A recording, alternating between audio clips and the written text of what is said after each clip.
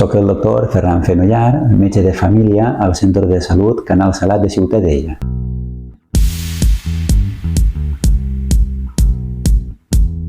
M'agradaria demanar a un metge de família que li puc dir a un pacient quan pregunta si una consulta telefònica serà suficient.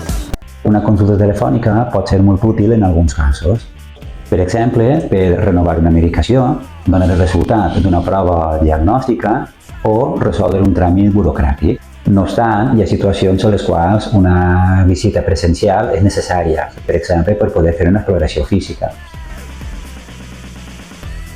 Molt bé, Alba. Vols que repassem l'analítica del pacient que hem vist abans? Sí? Et sembla bé? Sí. Molt bé, anem. M'agradaria preguntar a un tècnic d'emergències sanitàries quina és la primera cosa que fan quan arriben a un escenari d'emergència.